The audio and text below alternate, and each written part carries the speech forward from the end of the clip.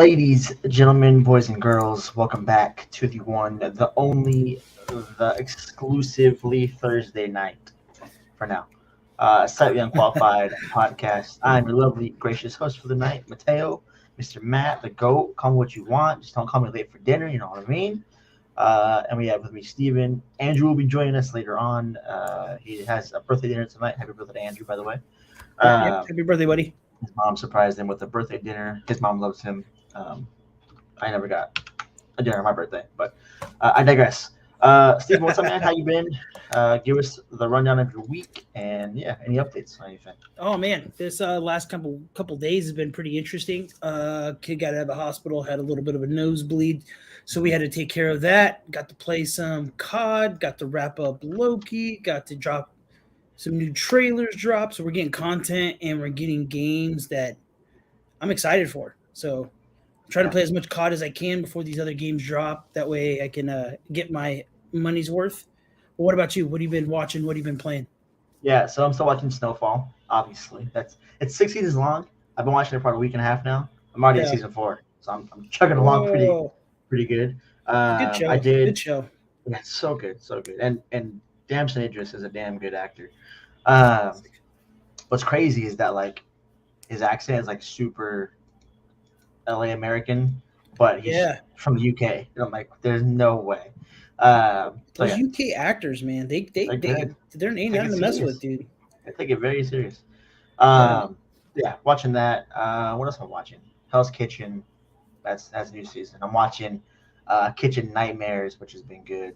Basketball's on, football's on, soccer's on. I mean, I can't really. There's nowhere I can turn to where I'm not finding content, and I'm watching a lot of Twitch right now as well because Call of Duty came out. So yes, sir. Everything right now is taking a back seat to Call of Duty for me. I am grinding for camos at the moment.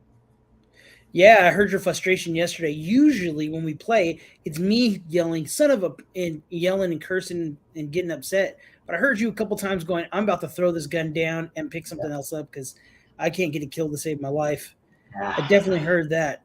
And then you said you've been watching basketball. Did you watch the WWE / Golden State game where Draymond Green did the crippler crossface, got him in the fade, and just got him to tap? You saw that, right? I did see Draymond try and choke Rudy Gobert out. Yes, and that was. Did you watch the full clip like before?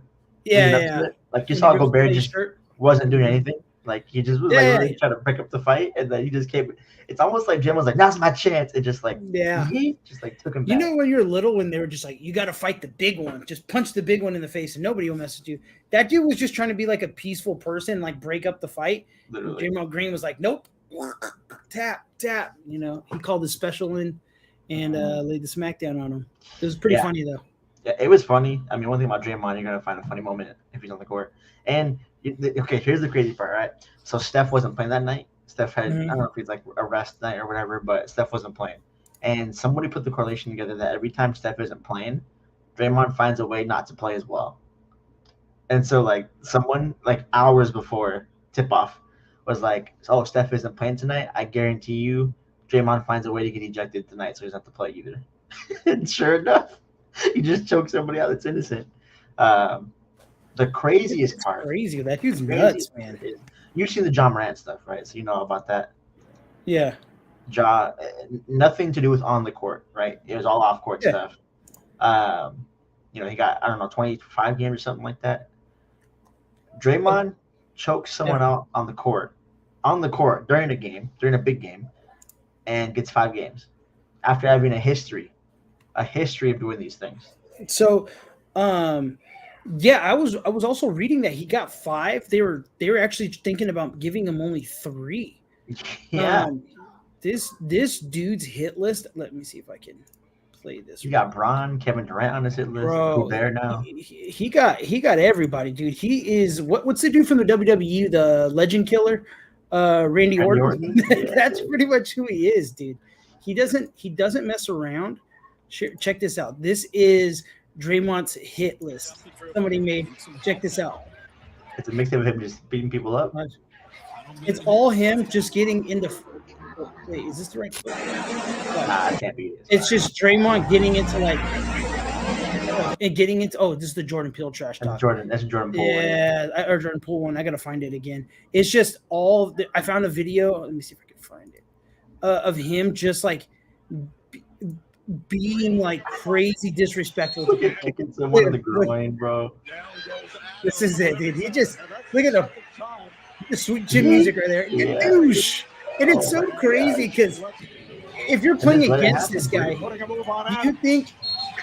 you think he's just if you're nervous, do you think people like reach out to him and like, yo man, you don't gotta go so crazy on like hitting people? Like, dude, this dude just he has like I want to know why nobody stops him. But look at that. Gosh, dude. He legit grabs his arm and pulls him down. And then, dude, it's one thing to foul him, like to tap his, like to smack his arm, but like you grabbed it and pulled him down. Look at this one. Just touched his red face. The game, like, come on, man. It's just the things he does, and I love his flops. His flops are like, he just makes it worse. Like somebody murdered him. Yeah, like and he like grabs shoes and grabs a dude's shirt. Oh no, I see that. There's one where like he just like.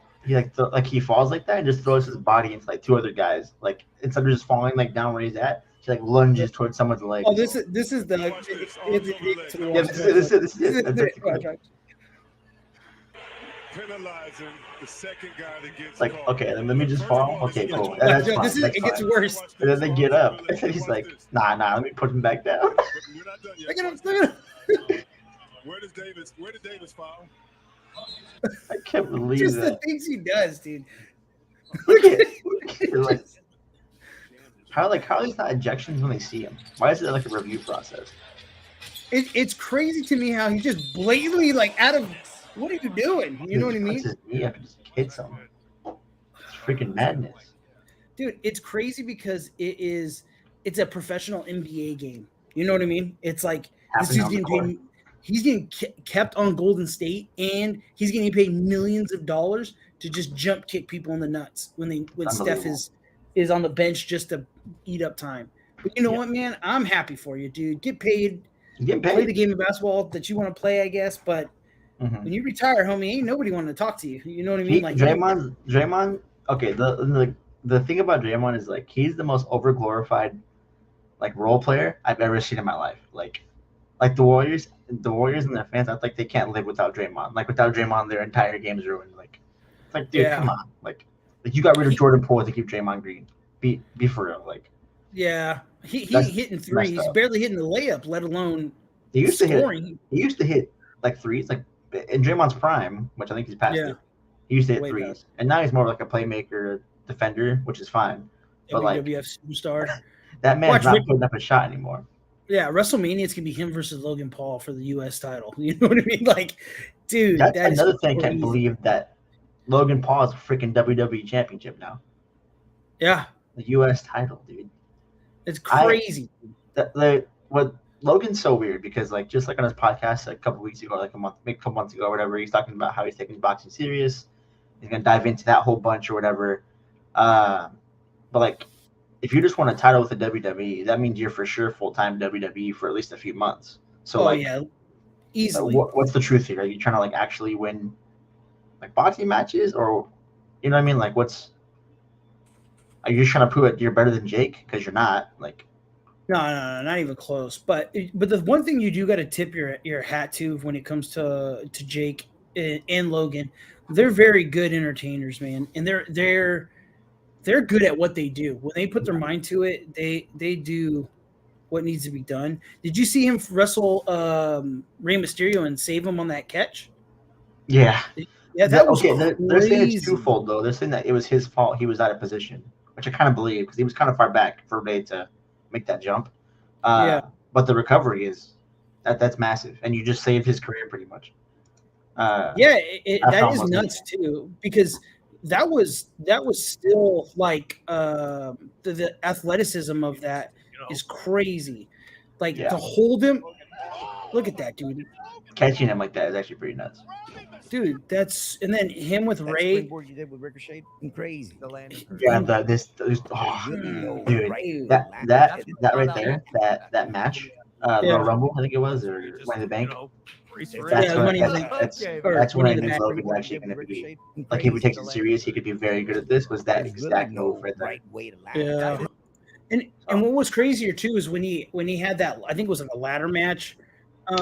What's his face? I think it might have been the same match. Remember when Ricochet like messed up and literally almost like Mm-hmm. you remember that on the outside of the ring? They had Yeah, like the table set up. moonsault. Yeah. Mm-hmm. It's crazy how like one little thing like that could have just took him completely out of everything.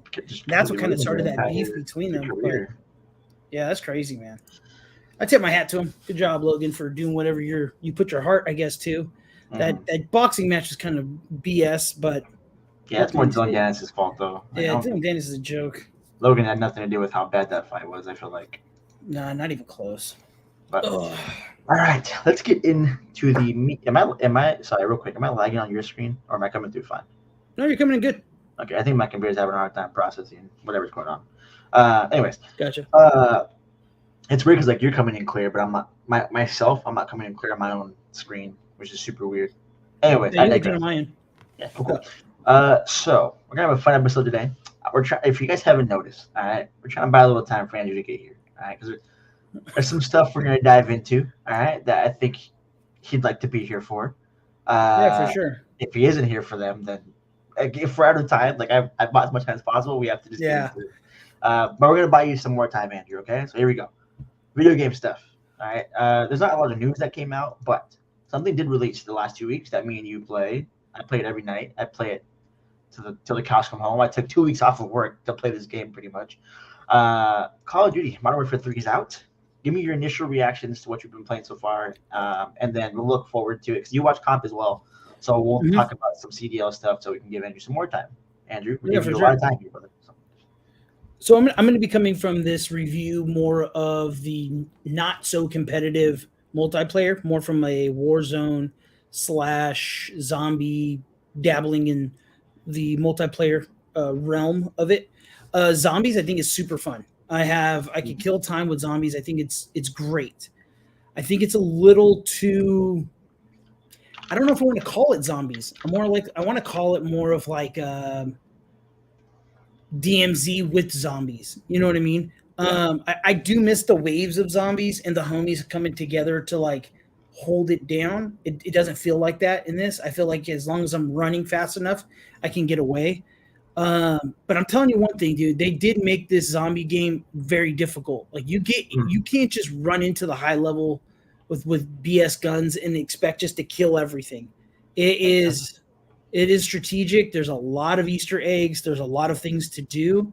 And with the way they upgrade guns in this game now, zombies is like, unless you're going to put your head down and take 2 weeks off of work to grind on camos and attachments, zombies is necessary to unlock certain. Huh? Who would do that? Who would take? I don't know. Grind for camos? Whoever's. I know that's crazy, man. I'm not that dedicated, but if you ever meet a guy, shake his hand. Especially if you have like a kid or something, like who would have that? Dude, or a kid on the way, you know what I'm saying? Yeah. That's nuts. Anyways, but yeah, I think the game is it's a good game. I don't put it up there with the best of the best when it comes to everything besides multiplayer. I feel like they could have given zombies and then Warzone. I'm not even that excited for it, to be honest. I think I've dropped in twice. Yeah. And went back to zombies and then back to multiplayer. Which I don't count this like the release of Modern Warfare 3. I know like a Warzone attaches to every release that comes out, but I don't count it as like the release of the game. It's like if I get like an overall score of the entire game, I wouldn't include Warzone in that factor. If I'm taking Warzone out.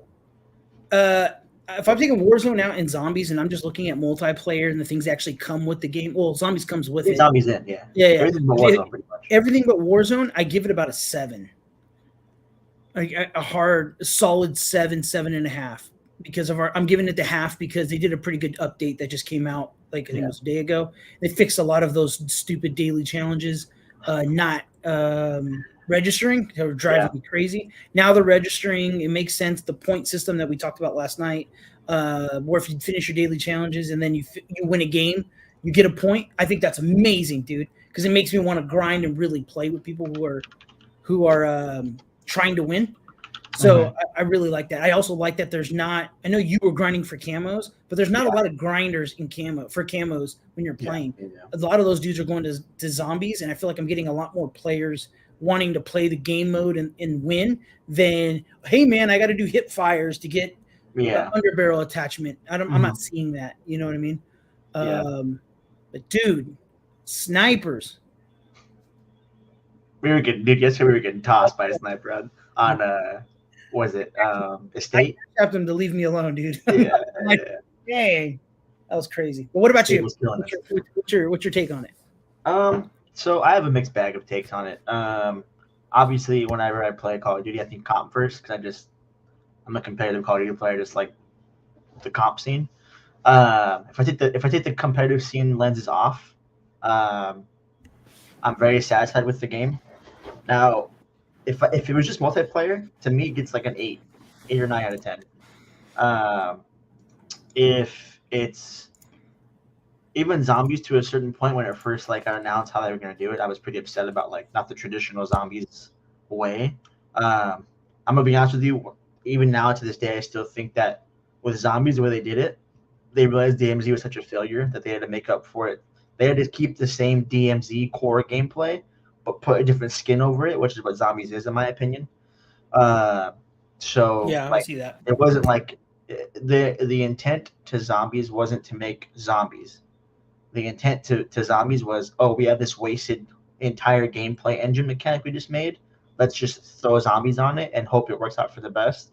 Luckily, to their credit, zombies plays pretty well the way it is, with the DMZ kind of play.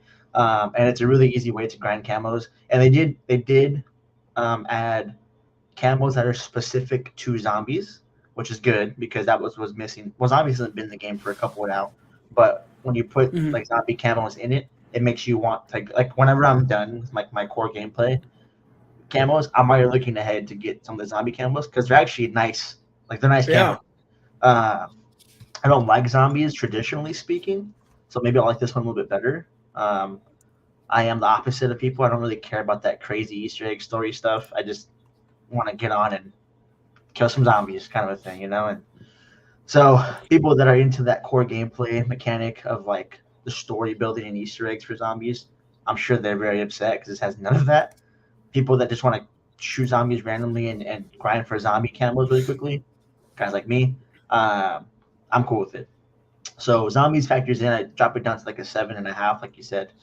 The problem, and this is going to be a big drop down because of.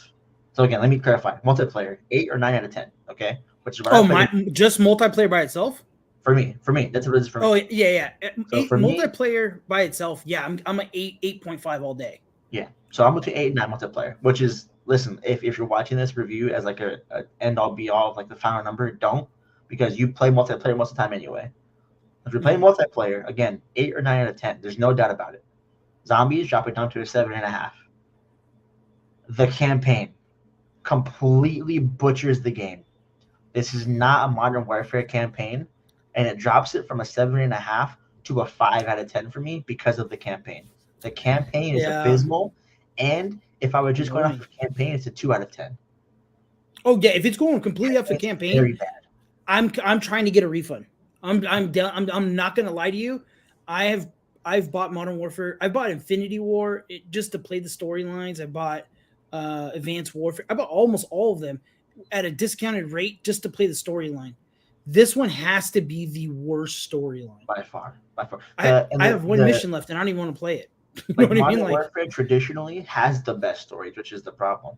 So usually what it goes is Black Ops has the best multiplayer gameplay and best ranked play. And then you have Infinity Ward that used to make Modern Warfare. This year it's Sledgehammer, but Infinity Ward used to make Modern Warfare. Those are the best campaigns. And then you have Sledgehammer, who just made best kind of arcade mini games. So Sledgehammer did a good job with multiplayer, but then the campaign is it's not up to the Modern Warfare standard, unfortunately. Not to the credit of Sledgehammer, they didn't have a lot of time to build the game. And from what I've heard, it was supposed to be Advanced Warfare 2. It wasn't supposed to be. Yeah, I read that too. So I think they just didn't have enough time to do what they really wanted to do campaign-wise. And if the campaign being that bad gives me a multiplayer this good, that's a good trade-off for me. Campaign, you play it one time. Multiplayer, you play it over and over and over and over again. So I think they were trying to do that. I think they were trying to get the campaign to be played multiple times because I don't know how far. Did you beat the whole game? No, I refuse to. Okay. Yeah, so when you play it, you unlock different caches in the game to give you those blueprints for like guns in the multiplayer to play it different ways. And I think that's cool and everything. And I do like I like the open kind of level to get things complete. I just think they did a mediocre job doing it. I think they were like, actually, to be honest with you, I don't know what they were thinking. To be honest, I like the idea. I just think the execution was done very, very poorly. I think it was, you could have done almost anything but this and it would have been better because the story doesn't make any sense. I know they weren't trying to, it felt like the only thing they carried over from the original Modern Warfare storyline, and I know it's their own original story they're trying to do, then, but why kill Soap then? You know what I mean? Like, you didn't kill Ghost. The story's not completely done. Yeah. You know, it was just weird. I'm not going to lie to you. I was very disappointed. Campaign's terrible. Just flat out. Terrible. Just straight and up. That being the early access thing that came out, people were like, this is not looking good. Not even close, dude. Yeah, multiplayer, 8 or 9 out of 10. Camo grind is actually pretty fun, and the thing about the camos is like, I don't have to deviate away from outside of the freaking tax stamps, which I'll get into. For the first set of camos up until like the one before gold, you don't have to change your gameplay. Like you can just play normally, and like the thing, like you just have to change like maybe your aim. Like the first one is like just get like 50 kills. Second one's get like 50 kills with ADS, which is like okay, cool. First 2 camos knocked out. The third one is like get 15 headshots. 15 is not a lot to get, and you just aim a little higher, you'll get it pretty easily. So like those 3 things, which is the first 3, is perfect. The fourth one, which is tax stance, that one I do have to switch into like hardcore because there's no way I'm getting 25 kills tax stance just playing normally. But that's okay. I can knock that out in like one game in hardcore, so like I don't mind that too much. Then when you get to gold, it's not even. It used to be you get 3 kills without dying 10 times. Yeah. Now you get 3 kills with the same magazine. So like it's almost the same thing, just don't reload. You know what I mean? And you can, instead of like having to like worry about someone coming to kill you too much, you just worry about your mag running out. You put an extended mag on there, it's even better. So like the camos are like attainable still. And I already have 3 out of my 6 ARs. I'm good. The 4th one should be done tonight. Actually, I think I have 4 of my 6 ARs. The 5th one should be done tonight. Long story short, I'm very close to getting my ARs already forged, and it's only been a week. Yeah, I'm happy with it. It's good. That's pretty good speed, man. Real good speed. Now, competitively speaking, aside that like I'm a massive fan of, obviously, there are some issues. A lot of issues. One, there's overpowered ARs. There's not a single submachine gun that can keep up. Like you have to be just insanely like, if you're not a top 3 or 4 submachine gun player in the game, you're not getting a kill. Like you're not making an impact. Subs will make an impact. Long story short, like they're running like almost like scrims have been today, and I've seen just a bunch of 4 AR setups because like the subs are just not good enough, which is a problem. They need to buff subs. The second thing is, and this is probably bigger than even the submachine gun thing, is the spawns in hardpoint are abysmal, dude. Like I'm talking like I'll hold an angle and like someone will spawn to my left, not even a foot away. The spawns are very bad, and that's not an easy fix. Like spawns take time to play test and to fix in the first place. So like I'm very concerned about the spawns specifically because it makes it unpredictable, which is not good for like actual competitive gameplay. Spawns should be predictable. Not because you can spawn trap. There should be spawn setups where like you can get out of your spawn still while being predictable. But like if I'm holding half the map, no one should be spawning behind me for any reason. And that's happening like way too often. And not just that, if one person spawns behind you, even if it's consistent, you can say, okay, one guy behind me, there must be all spawning behind me. The spawn isn't consistent. You'll have one guy spawn behind you, one in front of you, one to your left, and one to your right. And it's like, dude, you can't read this. It's not possible. Yeah. So like when we used to play back in the day, Modern Warfare 2, We played with the full squad of homies. Like we had everybody. Everybody knew the map. You know what I'm saying? We played day in, day out. We knew exactly what pebble not to cross to be able to spawn camp or trap somebody. This one, it is so crazy that like you can be halfway on a map and you'll get 2 random people who spawn right next to you. And then it's so crazy. And then competitive, that's going to cause the biggest issue of all time. I definitely want to see what they're going to do with this. I don't know if they're going to eliminate some maps. They're going to have to cut some maps out of rotation because there's too. Yeah, the maps that have come out, they're old maps and they're spread out. And this game is fast paced, so it actually does play well. It really does, extremely well. It's just the spawns are just so bad. What I am excited for competitively is S&D is back, like full stop. Search and Destroy is looking mighty tasty this season. S&D has been abysmal since MW19 just because of the footstep situation and Dead Silence. Dead Silence is in the game now, and it's in the games where they still make you choose, right? Like pre MW19, it was Dead Silence is a perk you have to run or else you're not gonna have a chance on the map. This game kind of is a hybrid of like what has been happening post MW19 and pre MW19.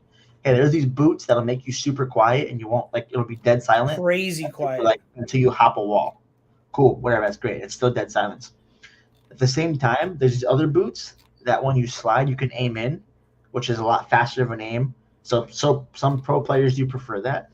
And we'll also give you a field upgrade to where once it charges up, you can use dead silence for 20 seconds or whatever. So it's a good best of both worlds. So I think Sledgehammer did a good job there.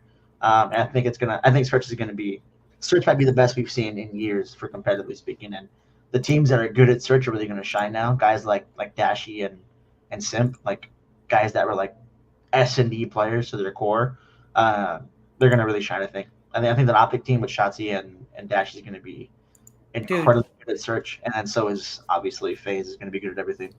I've been watching Toronto, who have young guys that haven't experienced a dead silent game like this, they're gonna have trouble. Scrappy's already having issues with stuff like that. I saw Scrappy practicing, and his snap is his aim's great. His aim's crazy. To mess with the movement that Shotzi has and that Kenny has on Optic, and Kenny's not even their 1 and 2. I would say he's maybe like their 3-4 for the best on the team. He's the 4th for sure. Yeah, it's crazy. It's scary. It's scary on how fast paced this game's going to be. There's going to be some banana kills. I'm telling you, this season's going to be.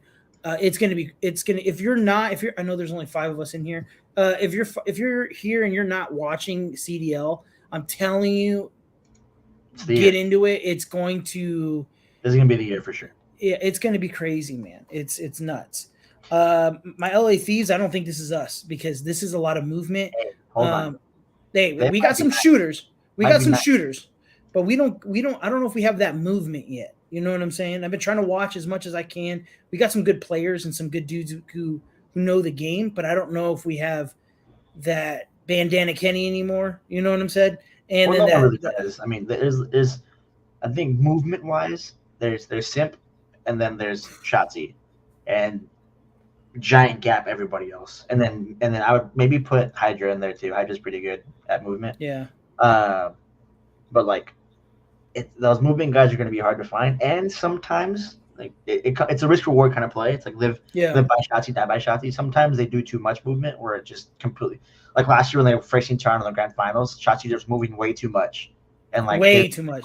They blew like a 3-0 lead in Search. So like it comes with its drawbacks for sure. But you know, yeah, and so we're already talking about spawns right now. And the first qualifier is December 8th. First match Boston versus LA the FaZe, LA FaZe or whatever. Atlanta FaZe. I'm sorry. Do you think that Friday that 1 p.m. game match? Do you think they notice the spawns, or do you think they try to have it done before that? The pros scrims have happened today and yesterday, Yeah. they're already on Sledgehammer's ass about it. Yeah. So the December 8th is not. That's a short turnaround time. In all honesty. Yes. But there's no way it's got through play testing, and they were like, these are perfectly fine. I think they already kind of have a fix that's already been worked on. Yeah. And I'm glad they already came out with 2 updates since the game has launched. Yeah, a small one. People. Yeah. Yeah. So they're listening. Which is more than the last 2 have done for us. 100%. And I'll take that. If that's what you're going to give us, we'll definitely take that. But yeah. All right. So on the game front, Andrew, you literally had maybe 15 minutes to get here, which is your 45 minutes on the dot that you asked for. On the game front, we are going to talk about a game that has, it's been hyped up for a while now. A gameplay trailer came out for it a couple months ago. It looked terrible. It came out again today, and it looks much different. So Suicide Squad, I forgot what it's called. Suicide Squad Kill the Justice League or something like that. Yeah, something on those lines. Yeah, so some gameplay came out today. Let me pull my thing up real quick. And talk about taking back your words, man. I thought this game needed to be, put in the submarine that blew up in the ocean with that Game Shark controller. I thought that it was terrible, dude. If you watch the show, you knew what we said. Here's the gameplay trailer now. Or it's not a trailer, it's gameplay footage. It's Harley Quinn. So immediately Sunset Overdrive. That's what I think of. Oh, 100%. I thought the same thing. So the purple that we were complaining about, it's still there because that's the color. Yeah, I get it. But it's not it was plastered everywhere. Remember last time we were talking about the purple was just a giant purple world. Metropolis, which is this city's Metropolis, in case you didn't know. And it's post Superman being evil, and it looks really, really good and chaotic. So that looks pretty cool and good. And then we pull the other one up. This is the one that really got me liking this. I like that the mechanics of different characters are not the same. They're the same kind of movement, but not the exact same. And yet it entices me to want to play as a different character. I think that looks cool. The last one was Harley Quinn. This one is Captain Boomerang. I'm not sure you guys can hear it or not. Yeah, we can hear it. SMGs and shotguns. What's cracking? Each character has an iconic melee attack that can be used to create what we call juggle kills. Okay, Sunset Overdrive kind of vibes, in my opinion. Oh, yeah. An enemy with a melee attack means they take guaranteed critical hits from all guns for a short period after. I think it's a good thing. Shoot enemies in their legs and then close the distance to do a shield harvesting strike to get some shield back. See, I like that it's not just a straight mash the button. It's there's actually a little bit of tactic when you're trying to take people out. See, look, that's so dope. King Shark is literally death from above, which he gladly shows with his Atlantean drop attack.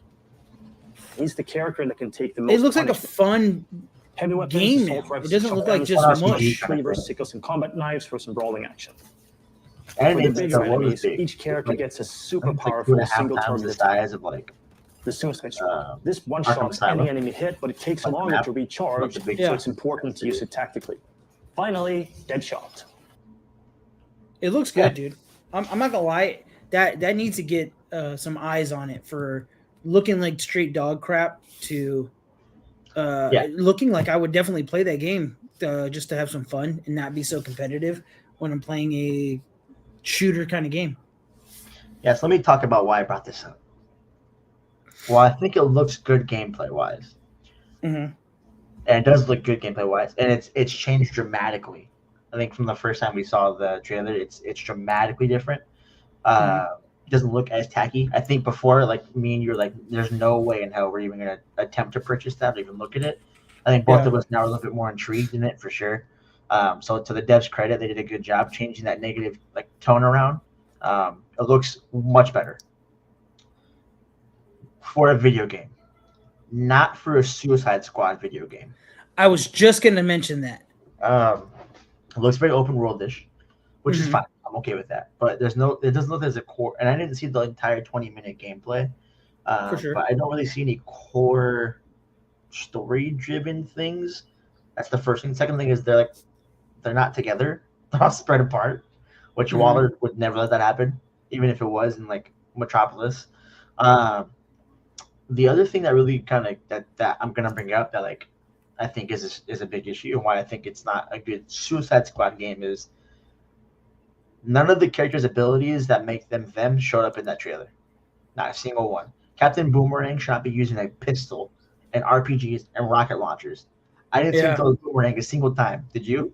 No, he throws it, but it's only for his transport. It looked like it didn't look like he was throwing them at people. It was like I throw it and I flash to where it's at. That's cool, but you're a boomerang guy. It's in your name. And yeah, you're not handgun and machine gun guy. You know. I feel like so it's one thing to like if he has like two and he throws them both, then you have to pull something else out like during the flight. But they should come back eventually, and those should be your prime things. Second thing is, I didn't see a hammer or a shotgun from Harley Quinn. Not even close. Or a baseball bat. I don't know if I saw a baseball bat or not. Anyways, it looks like we saw was Killer Shark do that Atlantean drop. After that, he was just fighting normally. Like there's no, it's not a Suicide Squad. Like these characters have each individual Suicide Squad abilities and certain things tailored to them. It's just like a game of people that they just slap the name on. You get what I'm saying? Yeah, 100%. It's a beautiful game that nobody asked for. That's what it is. It's like we all love the Suicide Squad. The stories, they're cool. They're the Deadpool of the DC world. I get it, but like nobody's asking for this game. You know what I mean? Nobody's invested that much in this game. Yeah, and if you're gonna make a Suicide Squad game, I need to see Suicide Squad abilities for these characters. Like again, the gameplay looks fun. Like if it wasn't called Suicide Squad, like I'm expecting Captain Boomerang to have boomerangs. I want to see Harley, like as goofy as it is, I want to see Harley have a giant hammer in her back pocket and just whack somebody with it. Like it just that's what makes Harley Quinn. And then like the vocals, I didn't hear any vocals of Harley just being annoying. You know what I mean? And that I didn't get that feeling. I know it's maybe just beta or they're talking over it because the first clip there was really not too much sound. Mm-hmm. But once again, I think it functions beautifully. I just don't think anybody cares. You know what I mean? Yeah. It's just like the Batman Arkham. What was it? The Arkham Knights. The one that came out with like Robin. Gotham Knights. Gotham Knights. Look at it, dude. I'm a huge Batman fan. I'm still waiting for it to get to $16. I'm not buying that until it's under 16. Did you watch any gameplay from it? Yeah, I watched a lot of gameplay. It just the story didn't make sense. It was a beautiful game that nobody asked for. Nobody was like, dude, I want the story to continue. It just was a game that we're like, we have to use this IP or we lose it. Just like one of the trailers I think we're coming up right now, we're going to be watching. I think it falls into play with like, nobody's asking for this. You know what I mean? Thank you for fixing it. But once again, no one's asking for it. All right. So absolute last thing on the video game front. I'm buying Andrew. I'm getting that man the 45 minutes he asked for. You better be walking into his house putting his slippers on, combing his hair. Absolute last thing that I can even pull in my back pocket that I didn't even plan on talking about is today there is an interview that came out with the Spider-Man head game developer. Obviously, the game's doing incredibly. Amazing. And the first one was the Sinister Six, except for Green Goblin. Second one was Venom, the Carnage Lady, and like Sandman. The question was brought up on that in that interview is he's talking about the game or whatever, and the interviewer goes, well, hold on, like, one, are you going to continue on with this game? They said they probably are going to if they can. That's the first thing. Second thing is they've already said that if they do continue on, Miles is the main Spider-Man of this Insomniac universe going forward, and Peter's like retired, which I think is cool. That needs to be done. It needs to be done. It's cool, and the push for Miles right now is immense, and with Into the Spider-Verse being like, I'm gonna be honest, being the best Spider-Man film of all the 5 that have come out, that's the right decision. Miles is the right IP right now. Peter's had his 80 years or whatever he's had to be the top guy, and Miles is just Miles' time. It happens. Yeah. So that's the second thing. The third thing, this is the interesting thing I want to bring up to you is, he was asked if they feel like they're running out of villains, and he said, "We're never going to run out of villains." And what he did was he said, Dr. Octavius is at the end of this game. Spoilers ahead. And he was always going to be in this game. What we didn't anticipate, which was the last second decision, was putting Cindy Moon at the end of the game, who plays Silk. With them having the Sinister Six out of the way, and now Venom, and now Carnage a little bit, and now Sandman, they have pretty much Green Goblin, and he's right. They do have Cindy Moon, and they do have other guys like that can reoccur. But like after Green Goblin, what do they really have left, villain-wise, if anything? So I give Spider-Man credit because next to Batman, Spider-Man I think competes for the best villains. I think they have some of the, I don't want to say A-tier villains, but he has a lot of the best B, sometimes A-tier villains like Kingpin. You have Shocker. You have these guys with depth. You have Punisher. You have there's the Craven kind of story. I was a little irritated, just like that this movie coming out makes no sense. But I do think they ran through a little too much too quick in the Spider-Man video game. I also think that I don't think they thought they were going to get a part 2. To be honest, I think I still think they're going to come out with a 2.5 like they did for the first one, and they'll introduce some stuff. But I just feel like Spider-Man you can go the Kingpin route, maybe introduce some more heroes. Daredevil, you can go down that rabbit hole. I know Daredevil's kind of not Sony or whatever, but I think they have a lot of villains. I think they can do a lot of different things with Carnage. They have a lot of other avenues. Mm-hmm. I just don't want this game to be coming out every other year. You know what I'm saying? Like, I don't want them to milk it dry. I want them to be, snaps, a new Spider-Man. Like how this one came out. The news stopped. You know what I'm saying? Like, so, okay, let's Green Goblin is next, right? That's the obvious one. If they do a next one, it's going to be him. Are we really that excited for anybody else after that? If the one after that is like, Cindy Moon's Silk's gonna be the main villain. Like no one's gonna run out and buy a game where Silk's the main villain. Or if the next one after that, like the ones we've already seen, let's say the Sinister Six, Venom, Sandman, and Green Goblin are off the table now. Because the third one's gonna be Green Goblin if it's gonna be anybody, to be honest with you. Are you like, I get it. Like is there actually any excitement going forward with the villains? Like, I know he has a lot of villains he can pull from, and they're good villains. Guys like Kingpin, Punisher, I maybe wouldn't count as like a villain to a Spider-Man game. But like after Green Goblin, what else could possibly excite you to spend $60 to $70 on the game again? And it's true because I just typed in right now Spider-Man's the best villains in Spider-Man, and they used them. Hobgoblin, Carnage, Green Goblin. Was like to start off with the Sinister Six, you already put yourself in. You already now have 5 less characters you can work with because you've seen these 6 now. Like, it's crazy to me because as much as a Miles Morales fan I am, and I want him to succeed, I still think we need a live action. He doesn't have that. He has the personality people connect to, just like how we do to Spider-Man. We connect to the worldly problems that he has. Because he's broke, he's still trying to make it. He has a girlfriend, he's trying to pay some bills.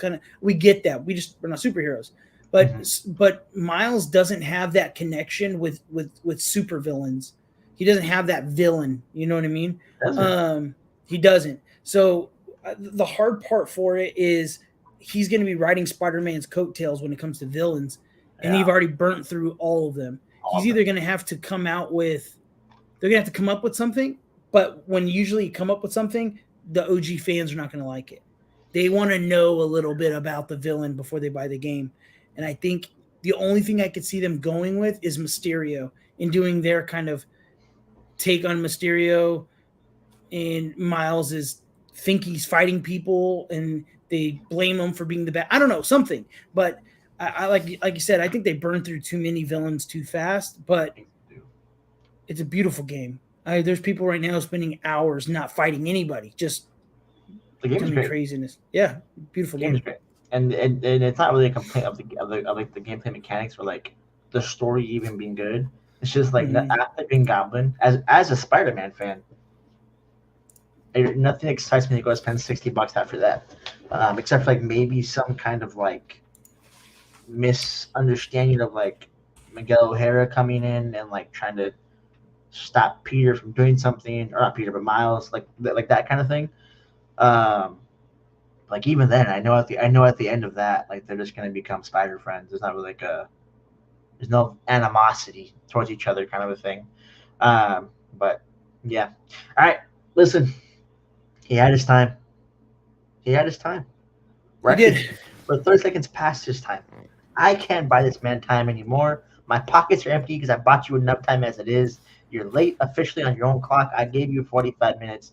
We are getting into movie, mostly MCU stuff. There's been a lot of MCU news. So let's precursor this. The actors' strike ended 2 weeks ago, week and a half ago, whenever it was. We skipped that week because of the family emergency that you talked about in the beginning of the show.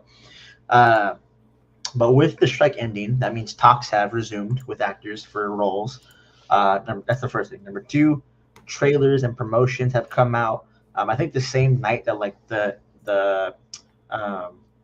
night that like the strike ended, Ki Kwan, the guy that plays Ouroboros, like that night put out a video on the Loki like Twitter talking about his experience with the show and everything. The next night, they had Tom, what's his name? Tom Hiddleston? Yeah. They had Tom Hiddleston on freaking Jimmy Fallon the next night. Like they got the job done and they put them boys to work immediately. Because so was Brie Larson. Yeah. So stuff is coming out for the MCU mainly the MCU. I think it's because they had plans and they need to get back on schedule more than anything. But also there's some muddy waters with a certain somebody that we'll get into. So long story short, stuff's coming out for the MCU. So I apologize to all you non-MCU fans, but it's mostly going to be an MCU episode the rest of the way. There's just way too much MCU news coming out that we can't ignore. I would love to get into the Loki season finale. We have to wait for Andrew. We have to. Yeah, there's a lot we have to unpack, and I think we need the guy here. Yeah, it sucks because he did it to himself. Oh, I thought that was him. Oh my gosh, you scared me. Yeah, not him. So let's get into this, which is What If Season 2. There is a crazy trailer, which is this one, which I'm already excited for. If you haven't seen it, watch it here. If you're on audio and we get like a DMCA strike for this clip here, just skip 2 minutes ahead. You won't miss anything. Yeah. All right, we're going live. You have it muted. You know that, right? Oh, my bad. Yeah, I got you. I have eyes on the target. He does not look all that threatening. Looks can be deceiving, Your Highness. Oof. Are you sure you do not want any backup? Nah, I'm great with kids. It looks so good, dude. That looks really good. You thought the story was over. This is what I'm most excited about but it was on all of them. Just beginning. Hello? Yeah. I don't do sequels normally, but things have gotten a little twisted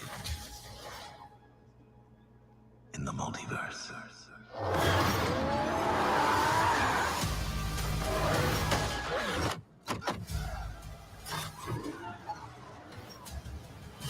I love this part right here where the Grandmaster winks. Handsome Yeah. dog. It's so in character. And it is, dude. It's so good.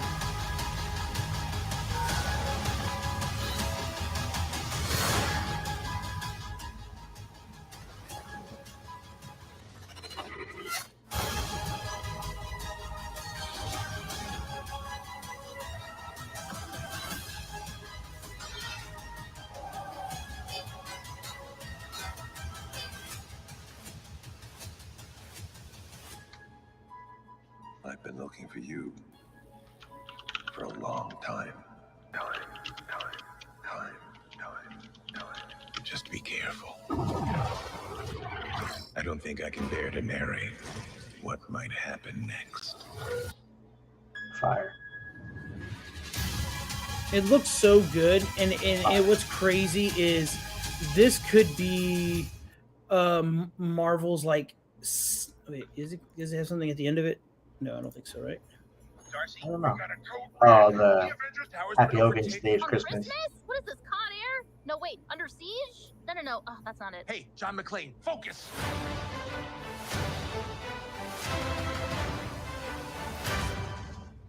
Oh, so good.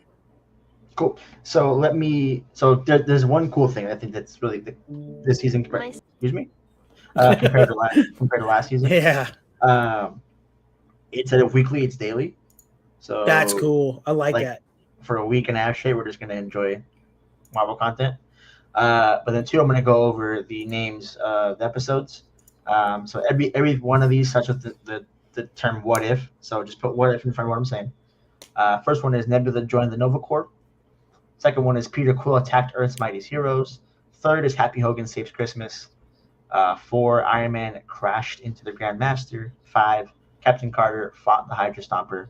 6, the Avengers assembled in 1602, which I think is going to be a cool one. 7, Hela found the 10 rings, which is going to be, I think, really good. Yeah, I think it's going to be the best one.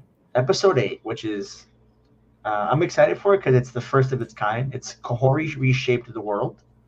If you don't know who Kahori is, there's a reason for that. This is the first original MCU character. So not from the comics. There's no source material. She's all original, which it's about time the MCU did something like this. Oh, beautifully. Because it really crosses in the multiversal aspect of things, where it doesn't have to come from the comic M616 universe. It comes from somewhere else not attached to it. And it establishes the MCU as its own standalone universe, not the 616 universe. Now there's a character not in the 616 universe.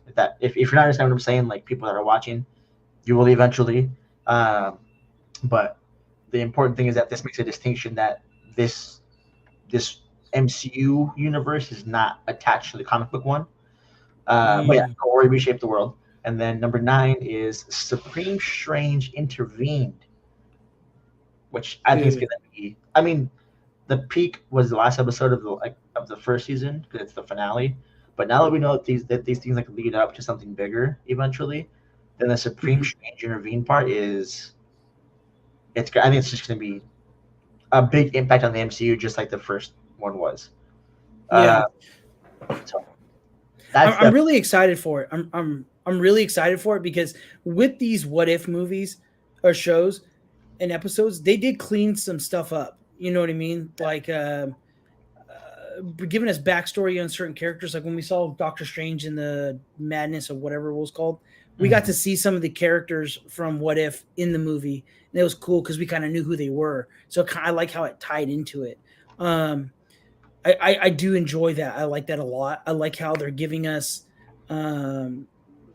good content that's not a movie, that fills in those little gaps on why things might have happened or what if. I think that's super cool. I think they're really expanding on the multiverse, but not making the same movie and just adding a different character. But I think I'm more excited for the Helena or whatever how you say her name is, Hela episode. But I am more. It's gonna be a great one, dude. But I am rooting for this new character. I can't pronounce her name because I'm terrible at names. But I am rooting for her because she looks interesting. I like the timeline of where she's at, pre-America, Pilgrim-ish kind of times. I guess that's what they're going for in this. So yeah, she's native. So yeah, so I think that's going to be dope, dude. And especially when you talk about like diversity and like people being included, there's not really any really good Native American like superheroes that people like look to. And her powers look cool. Her character, whoever developed her, round of applause on that. She looks cool. I'm glad she's not like hopefully, I don't know yet, but I really hope she's not like a weakling, annoying person. You know what I'm saying? Yeah. I want her to be a very strong, like, coming with some, she knows what she's doing instead of this like frail, I got these powers and I'm scared kind of thing. I'm kind of over that in the MCU, but I'm liking this a lot. The Christmas is going to be a banger, dude. Yeah. Banger. So, to your point, what you're saying about the Native American representation doesn't have to connect, but I have to think that somehow Echo and her lineage is going to tie back to Kahori somehow. Oh, I didn't think about that. That'd be cool. Just because that'd be a cool tidbit to add her to like the main MCU as well. Yeah. but like so maybe like we understand who Kahori is in What If, and then when Echo comes out, when they mention Kahori later on, we know that she's a powerful ancient ancestor of Echoes or something like that. Yeah. I can see that happening. I have no basis for that whatsoever, other than they're both Native American. So I'm positive if someone's offended by that, but it makes sense to me. Yeah, it does too. And I like that. I am a person who I like the backstory, and I like how they tie in just a little bit. They don't have to be super on point, but that would be dope if that did tie in. And that's going to be a big part of her, like a big part of her show is going to be her background of her heritage, and the powers that she gets in Echo that she has, they're passed down through her ancestors. So I could see Kahori being the first ancestor that it started with, being passed down through that lineage. I think just be a good way to tie in, not even like have Kahori show up per se, but like if you just mention Kahori's name and they say, oh, your powers lead back to since the days of Kahori. Then we're like, oh, damn, Kahori makes sense because we know Kahori now. So I think that'd be cool. There's a lot of cool like tidbits here. Peter Quill attacked Earth's Mightiest Heroes, like a full child version of a depressed Peter Quill because his mom died or whatever. Who has powers that his dad has, fighting the old Avengers, which is like Hank Pym, Janet Van Dyne, and those guys. That could be very, very, very like special and very good. The 1602 Avengers Assembly, that sounds great to me. And that's gonna be such a banger, dude. Because the Thor of that time is gonna be, it's gonna be freaking Odin. So we're gonna see peak Odin, and then like probably the original what's their name?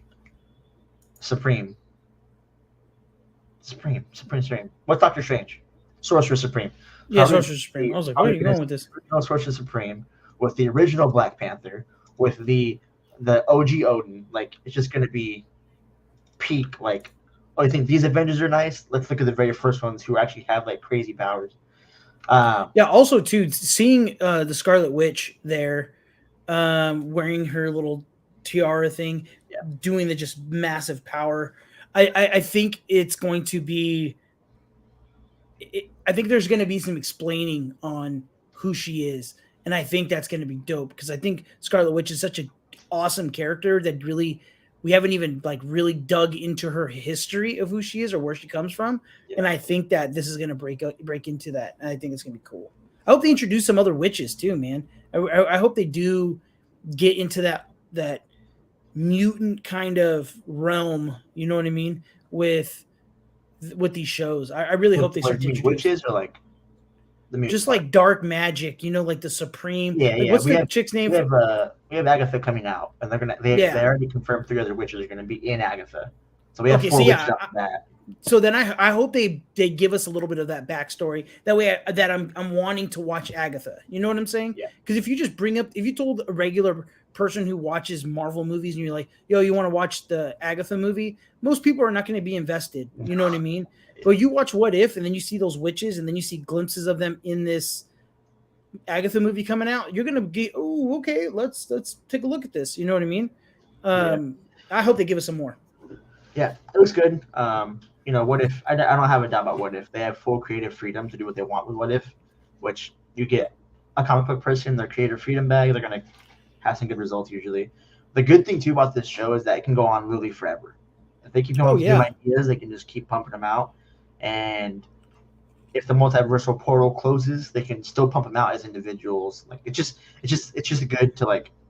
It's a continuous story Marvel doesn't have to get rid of ever. It can just keep going literally for all the time. Which is.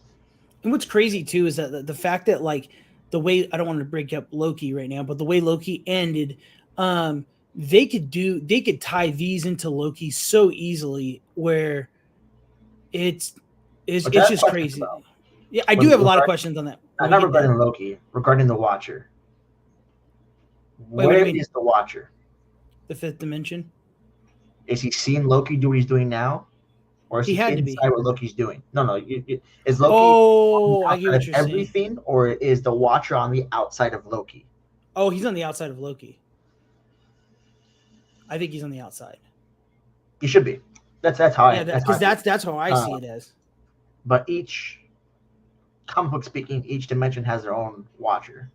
Yeah. You know what I'm saying? So like, yeah, there's like 3 of them, right? 3 or 4 but then of them. but then he mentions that the multiverse has changed. So I'm wondering if he's just experiencing, if there's a gap between Loki and the timelines and he's in between it, or if he's in where Loki's seen but can see what Loki did, or he's on the outside of what Loki's doing.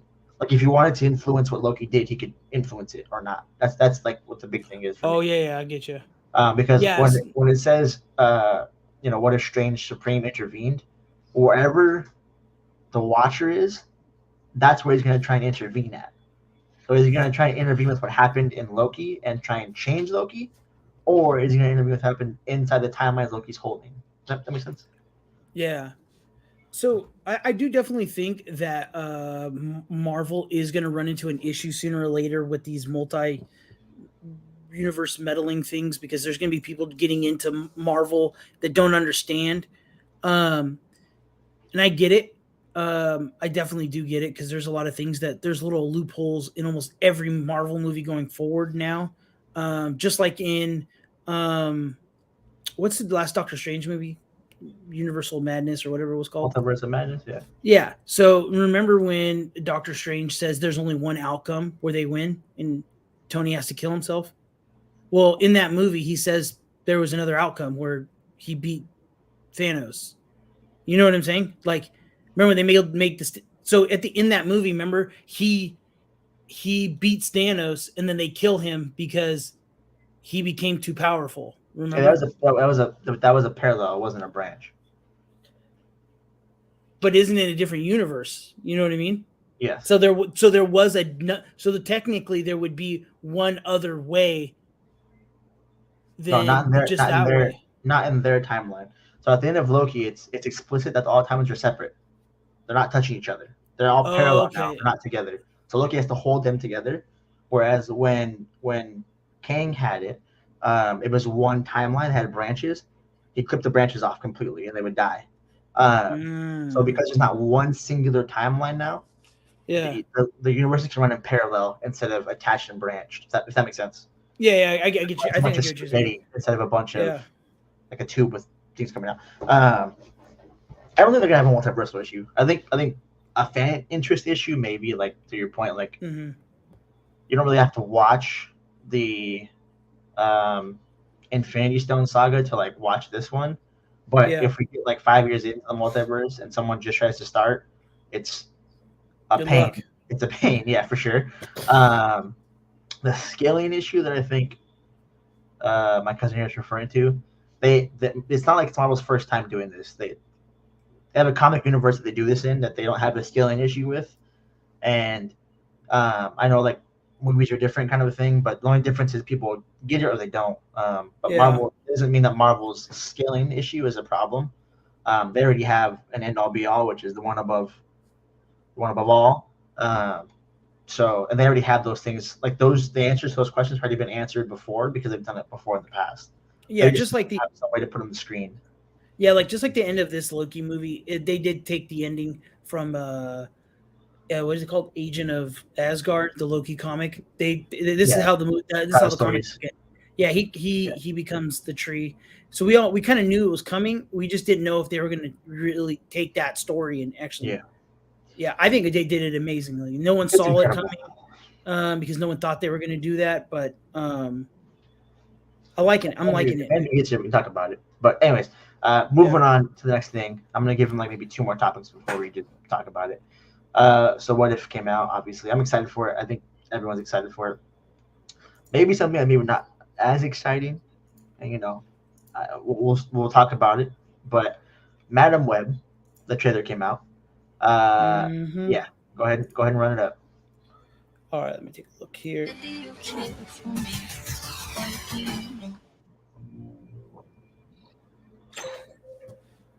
Hey, come on, get your stuff. Let's go.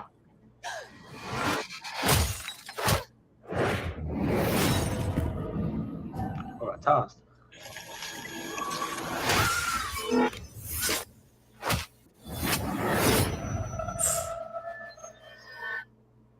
Let's try that again. A week ago, I spent my life racing against time. I'm gonna help you out today, okay? Trying to save people who were running out of it. Until one moment changed everything. Come on!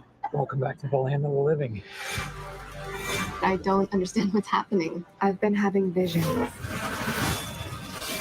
I knew he was gonna die. I think I'm seeing the future. New York City's a whole new level of crazy these days. What do you want from me?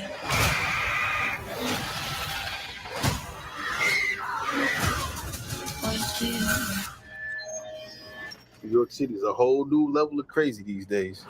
This is an emergency. Get off the train. That man's trying to kill you. Why? Who are you? What is going on? I can see the future. Oh, what the hell? She didn't see that coming? That's not how it works. I've seen that man before. So who is he? Ezekiel Sims. He was in the Amazon with my mom when she was researching spiders right before she died. Wait, I recognize you. You live in my building. You're the paramedic. Yeah, you almost ran me over.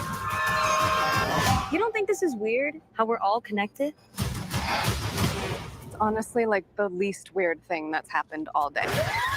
What do you want from me? I have no idea what those girls are coming. Why don't you want from me? I think he can see into the future. What are you want from me? He's trying to change what happens. Julia, get down! Why aren't you scared of me? Why do you care for me? Your future was almost so different. Where do we go? If you want to live, you have to trust me. Get ready. Now! That would never happen. That's so awesome. You're showing off. Maybe a little. All right. All right. So who wants to go first? Let me start by saying, Andrew, welcome to the show. I made it.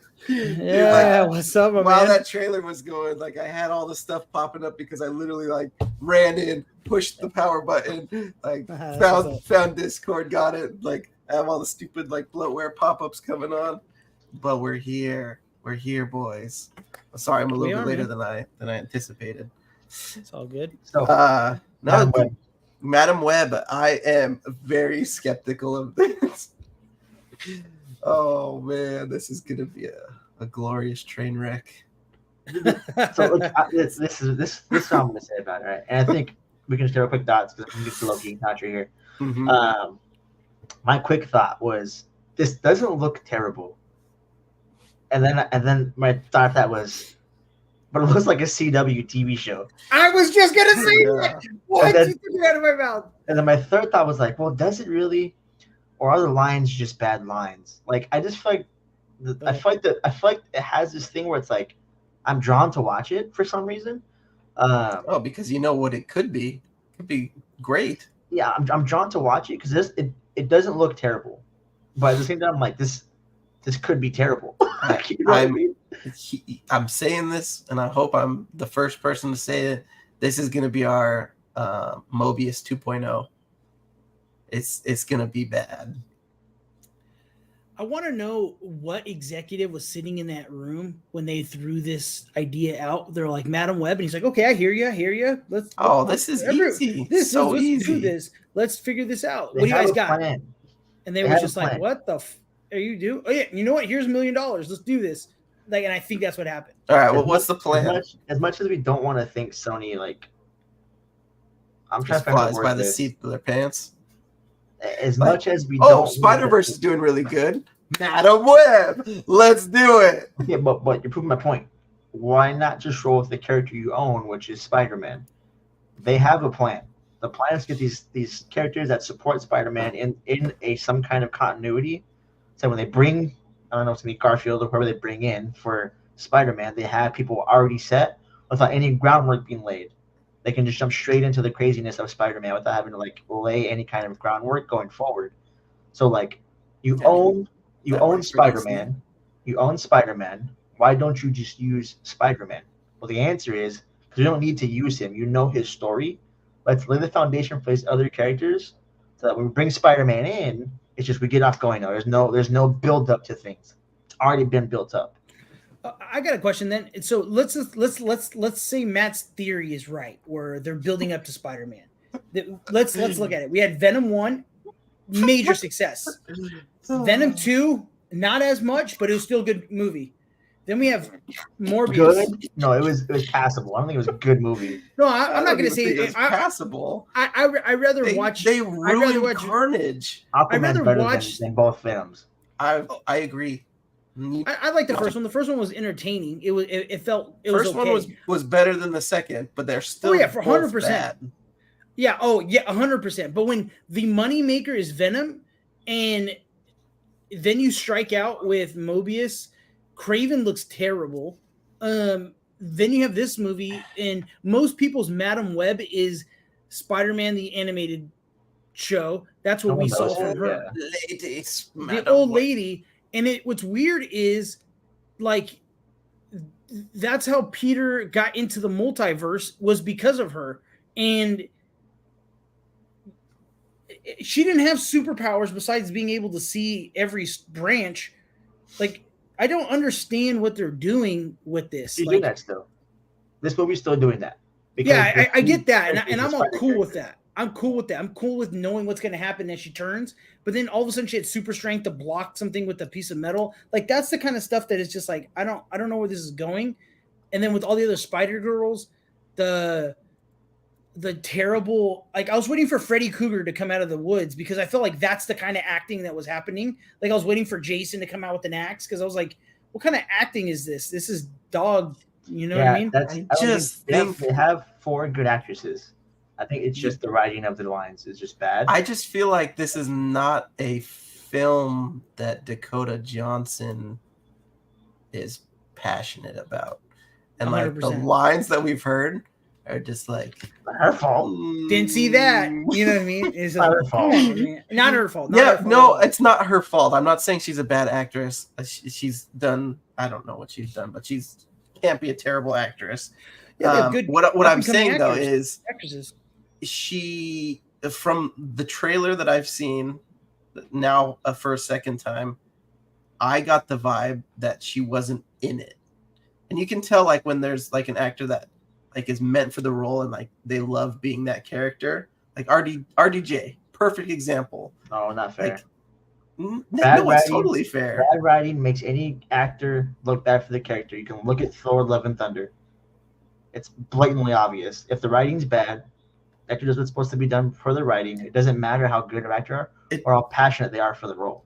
But he's still Thor, and I still think he likes being Thor. Yes, the movie wasn't good. And he wasn't a good movie. I just don't think she's in it. Like, she. But you get what I'm saying. I get what you're saying. The writing could make it seem that way. Just if we didn't see anything but Thor: Love and Thunder, I would say get Hemsworth off of Thor as fast as you possibly can. Yeah, but we had Dark World, and nobody was like, "Get Thor out of here!" Like, it was like, "Oh, he's starting to like come alive. Like, he's being a little bit more funny." We had Thor 1. That's why. True. Still not great writing in Thor 1. Like, he was just like a brick in the first one. I think they went too close to the comic book where he was like, another. Yeah, like I definitely think they did that, but I definitely get what you're saying. I want to stay open-minded for it. I'm just scared that they use Madam Web, the name, to get this movie going, and it's like, I don't think so. What? Madam Web doesn't have a name. Nobody knows about her. No one knows. I think there's more people that know about Madam Web from the animated series, to what Steven was saying, just because there's 2 full seasons of the animated series that I get it, but hinge on her. Like, that was part of like my childhood. The name Madam Web is not jumping you out of your seat. It's not. No, so Madam Web's not a hero. She's more of like more than anybody else. Yeah, so she's not a hero. She's more of just like a. You don't know if she's good, bad. She's like that middle ground. She like has, what's the Observer guy? What's his name? The Watcher. What If guy? Watcher. Yeah, the Watcher. Yeah, the Watcher. He more like the Watcher. Just sees what's going on. Sometimes manipulates things if needed. Yeah. But most of the time, just seeing how it plays out. You know what's a better name though than Madam Web? Not Madam Web. They have Julia Carpenter in it. So like, dude, that would have been amazing. My point is, it's not a name draw. They're trying to do something with Madam Web. She is going to be a focal point of what they're going to do with Peter or Miles whenever they bring him into like a live action. Like it's not just for nothing. It's a groundwork set up for something. Otherwise, they wouldn't use Madam Web of all characters. They would just use. So do you think it's that Ezekiel is going to be the bad guy, or do you think he's going to be? Yeah, no, see, I don't think he's going to be. No, Ezekiel will be the bad guy. I think this movie ends with Morlun hunting Ezekiel, and then eventually hunting Peter and Julia Carpenter and Angel Corazon, all those girls. I think this leads to Morlun coming, and then all the spider people that are attached to that having to band together and bringing a Peter into that universe to then establish a Peter there for some reason. That's MCU logic, but I don't know about Sony logic, man. I don't know, man, because Ezekiel was a big key to warning Peter about the them getting hunted, all the Spider-Man getting hunted down. I do think that's key. I don't know if they're using Ezekiel's name just to be like, hey, this is a good villain, and he kind of has the ability of Spider-Man. I don't know. It's Sony. But again, if they want to use names, use Morlun. He does the same thing Ezekiel does, but way better, and people know his name. You have two opportunities there to use two different names: Julia Carpenter, Spider-Woman, or Morlun. If you wanted to actually draw a crowd, you'd for sure would use Morlun, 1,000%. Oh yeah, for sure. Spider-Woman, but they don't. They want Madam Web to be the focal point for a reason. What that reason is, I don't know. My point is, you have characters you can pull from that would draw a way bigger crowd than Madam Web. We got to lock this episode in because, like, in a year when this movie comes out and it's a total bust, and they're like, IP's dead. We're not going to continue it on. IP will never die. That's too much. The IP is not, but the continuation of that story. Yeah. So back to what I was trying to say. If Madam Web fails, Craven fails, do they even try to bring Spider-Man in? Because who's going to go? Yeah. Damn, dude, you. Oh, later, Andrew. If you. Man, maybe he didn't like my take or your take. He was just like, click. My bad. Fuck that guy. Yeah. I hit a button on my keyboard. Do they just not bring Spider-Man in? You know what I'm saying? No, they will. No, Spider-Man is still the easy, easy. But do you think a Spider-Man can save it if after all these fails, they go, hey, we're bringing the Spider-Man into this? They could recast Spider-Man again and just start all over. All right, let's leave it there because I think we all I think Andrew's dead sound just being a flop without being open-minded. I'm open-minded to it. I think it could be decent. Oh, I'm going to watch it. I want to see it. Although it looks like a CW TV show, so I will tip my hat to that. The way she's delivering lines is listen. You've said it 3 times now. We got it. You don't like Dakota Johnson's role. All right, we'll leave it there. Let's get into Loki because we only have a lot of time left. Andrew decided to be late and ramble on about how bad the line delivery is in this movie. So, Loki season finale. If you have not watched it, shame on you. You are a week late. And I don't care about sports at this point because you're a week late. It's your fault for not watching the biggest event in TV right now. The biggest event in all of entertainment, pretty much. Shame on you. Shame. Loki finale. Who wants to go first? Quick summary, quick thoughts. Quick. Andrew. Not like the depth thing. Quick. Andrew, you break it down since you're here. I don't know if I can do a full breakdown, but I liked it. It was, I feel like from what we talked about, it was closest to what Matt was thinking, but not so much like, no, not spot on. No, shut up. Spot on was going back. A physical pain to hold the timelines together is what I said word for word. No, you said he'd go back and he'd have to go relive. He'd have to relive. But he didn't relive it. He's not reliving it. He's holding the fabric together. No. I'll give you that. Let me give you the compliment. I was giving you something. You're not. I'm going back to it's not fully. I said holding the timeline together. That's what I said word for word. No, you said he was going to go back to his original timeline and have to go through the same events. Not what I said. Knowing that it was going to happen. I said that's probably not going to happen. Listen to what I'm saying. No, listen, because you guys both were there for this episode. I should do a jog memory pretty easily. I said what's probably going to happen is a sacrifice. I mean, you agree with that. You said, oh, killing Sylvie. I was like, it's way too obvious. It's going to be a physical sacrifice where he's physically holding the timelines together. I said that word for word. And then I said, what I would really like to happen, which probably isn't going to happen, it's like a percentage chance, is going back to live knowing he has to kill himself later on to stop the event in the first place. But then I said, this is probably not going to happen, though. More like he's going to take King's place and hold the timelines together. And I'm going to pull up the clip, and I'm going to literally just show you guys, because I said that word for word. Pull the clip. But continue with your review. This man took a week off to make sure that he could pull this clip up. Yeah, he did. He had that clip. I'm looking at it right now, literally. No, I think it was done perfectly. It had a very big comic book feel. The show did, and I really enjoyed it. I really felt like I read 7 issues of a comic book. You know what I mean? And I got my fulfillment out of these episodes. I love that it was just Loki. I like how we saw growth. I like how we saw sacrifice. I like how we saw development for Loki. Yeah, I really liked that he learned the time slipping. Yeah, that was to me that was really meaningful. That like, not only did he learn it, but he was willing. And the little title card that's like centuries later, like that was hilarious. But like, he's got to learn it, and he was willing to do that because of the emotions he has for his friends and trying every like outcome possible. And it was really cool to see, like, all right, this is in literally 1 second, you go from a Loki that doesn't know anything to a Loki that knows everything. But because of one title card, it makes perfect sense on why. Yeah, and I also like how they brought the Loki development from all the things that he learned from other people, like the speech that Odin gave him, the talks with Thor, like the different things where he was like, oh, this is why my dad did this. Oh, this is why Thor does this. It's because he had these principles, these things that he does this for. So I love that in this show we saw Loki go, I was a terrible guy. Look at all the dumb stuff that I did. I destroyed. I was destined to lose. Yeah, I like the growth of it, but it felt like a comic book. It felt like if in a year they brought Loki back in a different thing, I would still be cool if Loki was different. Well, he is different. You know what I mean? Like if they brought another version of Loki back in, I would be so cool with it because I feel like this story got completed just like a comic book run. I don't know if you guys feel the same way, but I really enjoyed the MCU content and whoever did the story or the writing. I don't know. I can't remember who it was. He nailed it. Yeah, I think a lot of it too.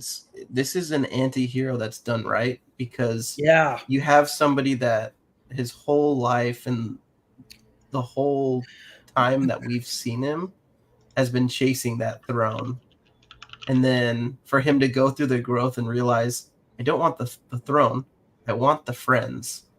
Yeah. And then he gets his crown or his throne at the end. But at that point, that's not what he wants. He wants his friends to be able to exist. And the throne is a byproduct of his choices that he's made to make them survive. Yeah. I think it was cool, man. Really good show. I didn't know what was going on. I loved it. Yeah. And I like how King was involved, but yet not the center of everything. Loki still when we saw Thanos, we were waiting for Thanos to get there, and we were like, Thanos. I kind of was like that for King in the beginning of season 2, and then I started to realize like I want to see more Loki and the growth of Loki and where he's going with this more than I wanted to see King. After I don't know, He Who Remains the second time around. Yeah, I'm not gonna lie, he stole the show. He stole the show in those episodes, and he was very. How many times we had this conversation? Oh, this is the first, huh? Like, just knowing. It was just crazy. But then when Loki goes, "Oh, you think this is the first?" That's when I was like, "Oh, okay, let's do this." What the most impressive part about that was, the whole scene, was Jonathan Majors in that 1 minute added a completely different layer to He Who Remains, because he's messing with him the entire time, and Loki goes, "It's happened before." And he goes, all right, let me get serious. And he gets serious real quick. His wittiness goes away. His joking goes away. He finally tells Loki the truth. Like, then you got me. Like, clearly you're trying to figure this out. And it's a serious conversation from there, not like his little joking, oh, I'll see you 10 more times, I guess. Yep. Like, see you soon. And it added a layer that was somehow so in character for He Who Remains, but like somehow so different than like any other time we've seen He Who Remains, which is like this witty, like I know everything kind of guy, but it gets roasted. He told you that that's what it was. Nah, it's actually this. Let me tell you the real truth now. And it became like a whole different character. And like Majors, chef's kiss. Majors, man. even with the same character, was able to add a different characteristic in a matter of 1 minute that we hadn't seen before. Well, what's crazier is that he really didn't do much. You know what I'm saying? Like, he was a villain that you knew that there was maybe not but he did everything at the same time. That's what makes it so good. It was crazy because he didn't go around killing people. You know what I mean? He was just so manipulative that he had Loki losing his stuff. He killed millions. But you never trillions. He kills, but you don't see him. He's not like he's not physically going out there and doing physically, it. And it's one of the first times that people were like, I'm not gonna lie to you, I was more nervous of the He Who Remains versus the Ant-Man. Oh, totally. King. That dude was brutal, but he didn't seem like he was a master manipulator. This dude, I'm just like, I don't know what it's on like that Joker mindset where you have no idea what's going on. You know what I mean? Part where he's like pretending to be Victor, like he's doing the stutter and everything. Yeah, it's like how timely. Gosh, I want to know how much of that was improv. Like how much he pulled up. He's you know what I mean? Good. Too good. He's. But so wait, real quick. I saw a little TikTok, YouTube, little short thing. It really made me think. It was crazy because He Who Remained got everybody in the MCU and the fans who watched the show. Because we all thought when he said, "I'll see you soon," we didn't know what was going on, right? The people in the MCU didn't know. The people watching the show, we all had these assumptions, just like Loki, on what needed to be done. But we got tricked as well. Like we didn't know. You know what I'm saying? That line of "see you soon," it was just like, now knowing the show is over, rewatching or just thinking about it, it was just beautiful. And the line wasn't for Sylvie. Yeah, it was for Loki. It was Loki. Yeah. That's what's crazy. That's so crazy. Yeah, it's one of those things that after the fact, it's just beautiful. So Loki's obviously holding it all together. I got to fish for this clip, so I'm going to find it, and we're going to talk about it next week again. So he needs another week to find it. Anyways, with that being said, there is how do I word this? The timelines were dying because Kang was destroying them still. The multiversal war was breaking out, which was causing timelines to just collapse completely. Thus, Loki had to keep him alive, which gave the multiversal Avengers a chance. Whatever they may be. That's the first thing. With that being said, could this be a way out of Kang? Facts. I think that's what they're doing. I don't think it is, but I think this could, like, if they wanted that door is open now to where it's okay, Kang's defeated. Like, we're not half out of Kang anymore. But then the question becomes, what did Loki give him a chance for then? Because there'd be no Loki needs to give them a chance to do something. That's what Sylvie's words were. The something was to defeat the multiversal council of Kangs, and defeating this one Kang doesn't defeat the council of Kangs because they still exist and they come together for this reason, which is we all exist now. Let's come together. They killed one of ours, they being the Avengers or whoever it is. So I don't think it's a way out of Kang. I just think the door is open though. Like, it definitely is, like, it gives them a way to tier target either way. If the major thing goes south in December, it's not as difficult to say Kang has been defeated already than it was before this episode. But two, just recast Kang. Like, what are we doing? Yeah, what are we doing here? Yeah, it's hard though. Like, he's so good. He is so good. It would take someone like too difficult. You can definitely recast Kang. Yeah, you definitely could. Older, go with Denzel Washington. You want to go younger? Damn Santos is right there. Like, you can. Yeah, I agree with that. John Boyega, if you want to go with a middle-aged person, right there and just as good of an actor. Now, back to my theory bag, and this is one that I want on the record because you guys have called me crazy about it the whole time. The multiverse is now open. Universes are parallel. They're not congruent. They're parallel. The TVA is aware of Kang. Kang and everyone else is not aware of each other yet in the TVA timeline per se, except for the 616 adjacent, which is the quantum realm. I'm going to double down on my theory here. A TVA agent is going to show up in Deadpool 3 and going to pull Deadpool and Wolverine to help them fight Kangs. I don't think they're going to go that route. I think that now, after the Miss Marvel leak, the post-credit scene, I think it's going to be more of the Miss Marvel kind of pulling the mutants into the world, and I think they go that route with pulling in Deadpool. I don't think it's going to be, if they even pull Deadpool in, but I don't think it's going to be TVA that does it. I think they're going to go. You guys saw the post-credit thing, right? Leaked for the Miss Marvels. Yes. You saw it, Andrew? With Beast. Yeah, with Beast. Yeah, boy, did he look good. There's no correlation to like what I'm saying. Yeah, he does look good. But that's what I'm saying. The fact that they're bringing mutants in the Marvels are kind of like the first. They're kind of being mutants in. She goes to them. They don't come to her. Mm-hmm. Yeah. No, but her mutant powers show up in this because of the bracelet. Miss Marvel? Yeah, Miss Marvel's mutant powers. Yeah, but that's. But see, like that's what I'm saying. Like, she's a new character to establish. Yeah, so now it's an easier bridge to bring in Wolverine, a mutant, and bring in the mutants in Deadpool. But you think it's easier to bring an adult Wolverine in with powers his whole life into the MCU naturally without like bringing him somewhere else? Is that what you're saying? No, I think it's going to be I think it's going to be more of a easier. I think the ties to Deadpool into the mutant world are going to come through the Marvels. Versus and not the TVA. The TVA. I think they do that route and they start to introduce more mutants that bring in Deadpool and bring in Wolverine and all these other guys. I get what you're saying. You know what I'm saying? How? Give me your how.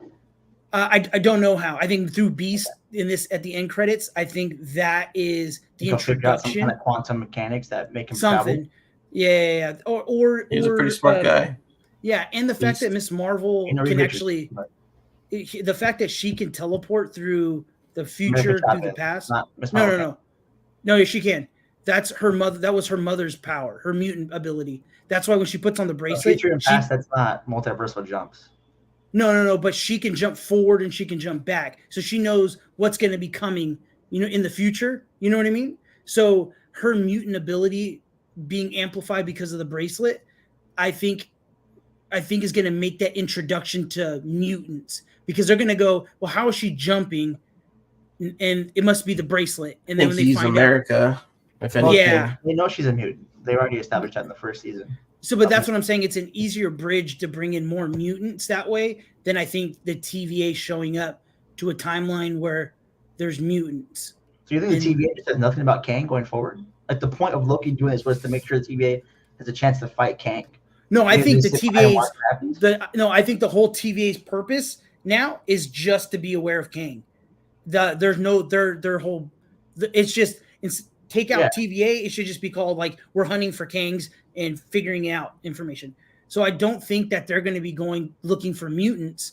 I think it's more realistic to introduce mutants to Miss Marvel. No, I don't think that's what he was saying. I think he was saying that the TVA is going to go to Deadpool.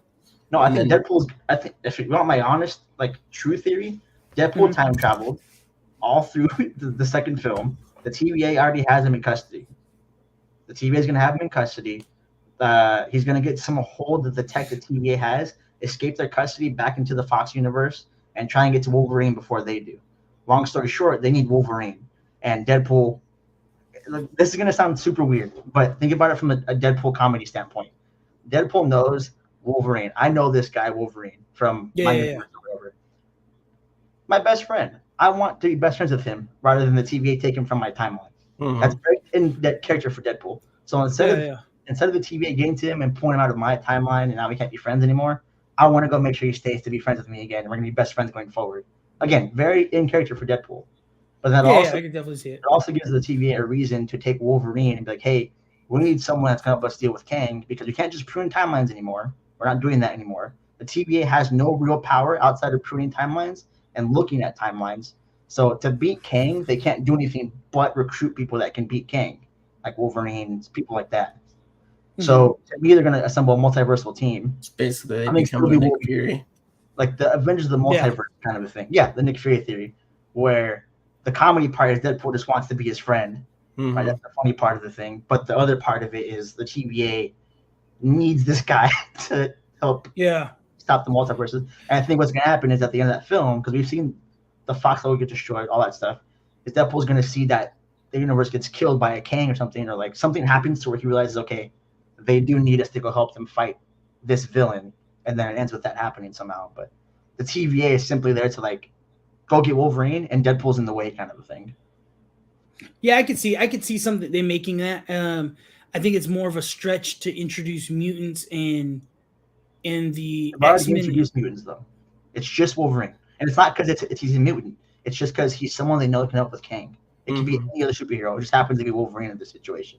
But mutants are already introduced in the MCU twice now. One through Kamala Khan, and now with the movie coming out, we all know that Beast is in it. It's like they're not trying to introduce mutants per se. They just need Wolverine to help with Kang because they know Wolverine is a badass or whatever. There's no reason for it other than that.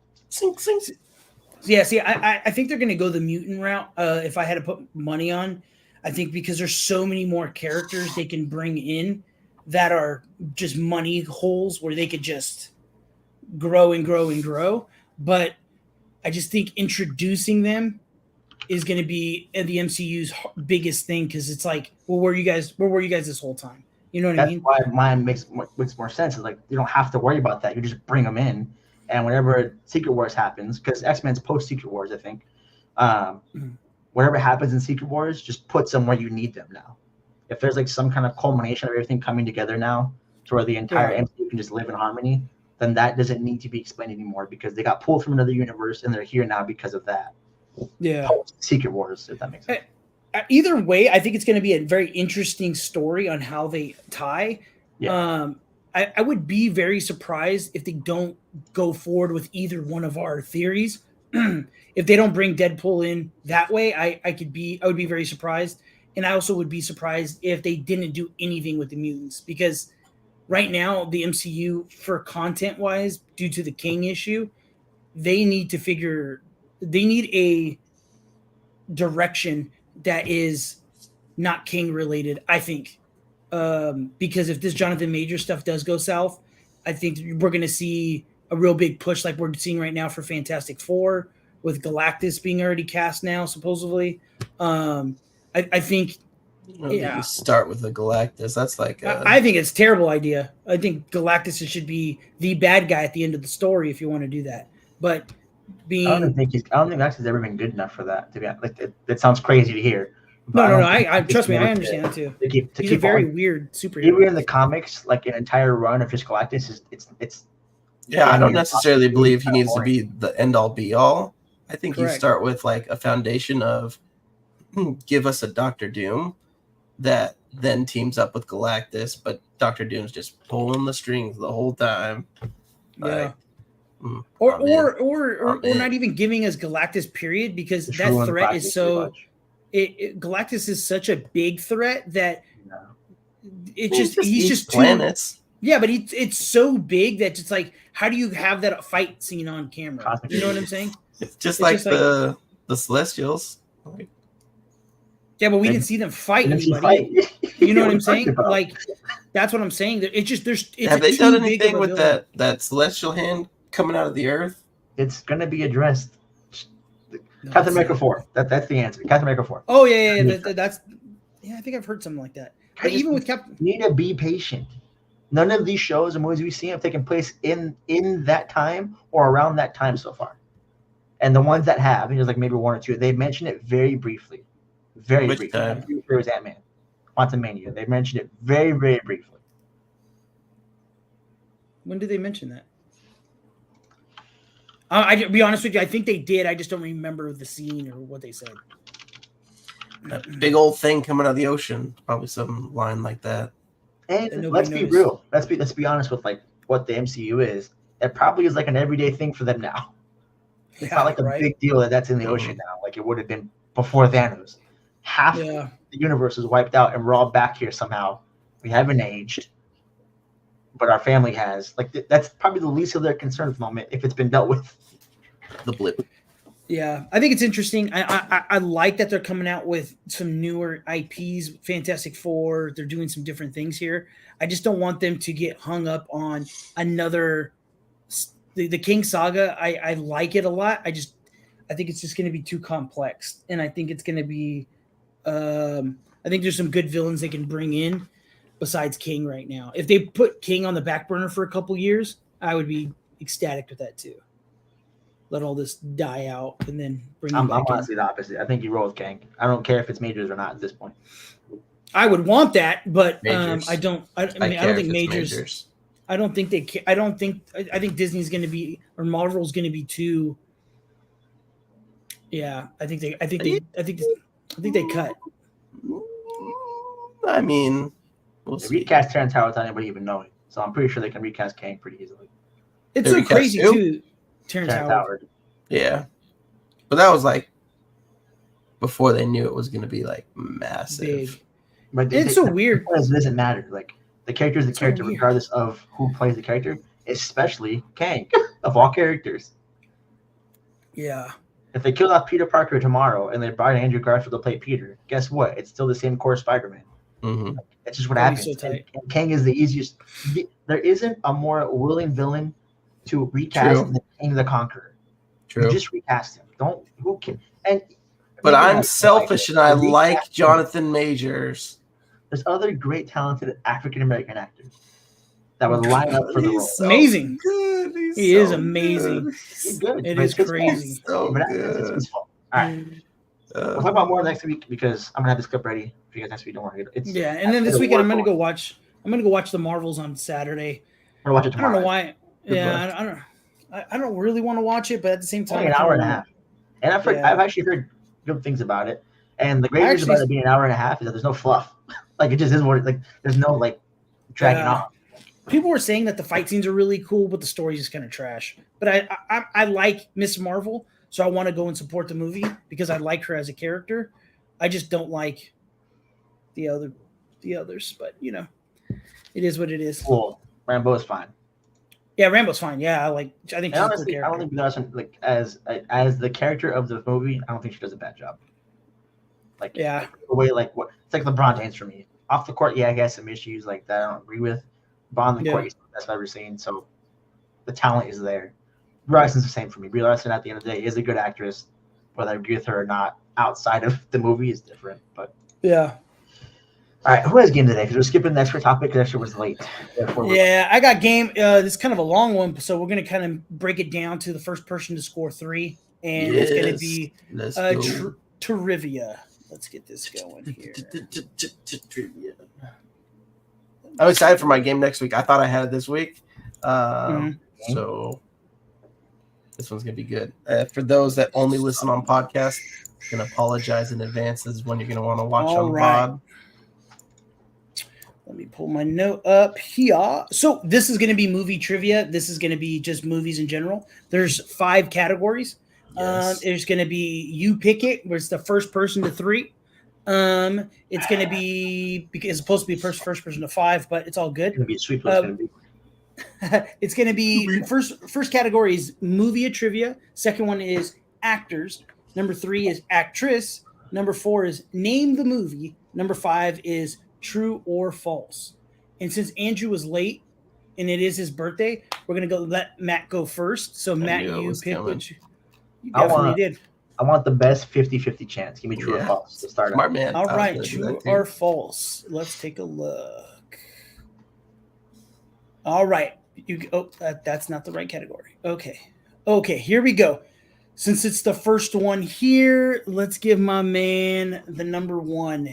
Let's see. George Lucas's dog is named Indiana. True. And that is true. That one I knew. Surprisingly big. I didn't know that one too. All right, Andrew, what you got? Let's do What was the first category? Movie trivia. I remember. Movie trivia. Movie trivia. Oh, that forehead, huh? All right. Which film featured I Don't Want to Miss a Thing by Aerosmith was the lead song? Armageddon. Let's see here. And it is Armageddon. Let's go. Look at that. Look at that. Yeah, you're picking a film that came out the day before, like the day after I got born, pretty much. Like, I didn't make the question. I just answered it. All right. We have actors, actress, name the movie. I'm gonna go for 50-50 again. Give me the name of the movie. Oh, this one's an easy one. Yeah, this is gonna be a hard one. Should I? Okay. As far back as I remember, I always wanted to be a gangster. It's the first line of the movie. It's a classic. I'm telling you, it's a classic. I want to guess like Hustle and Flow, but it's not that. Then I'm trying to figure out what it's called. Paid in Full is what I really want to guess. I think. I'm trying to think about what who narrates what in these movies. I know there's no narration in Hustle and Flow. I think. I don't think there is in Paid in Full either. So that leaves me with like Boys in the Hood. I'm going Paid in Full. I don't know though. That is incorrect. It is Goodfellas. Goodfellas. Remember his tone? He's on. Yeah. All right, Andrew, what you got? All right. Do actor. The actor one was actually pretty good. What a pansy. Talking about I stayed away from the true or false. It's not there anymore. I want it. Oh. Wait. I'm confused. I was thinking this was like Jeopardy. Which actor plays Carlito in Carlito's Way? This is a classic too. This is like the third. Oh, dude, this is a good movie. Before my time.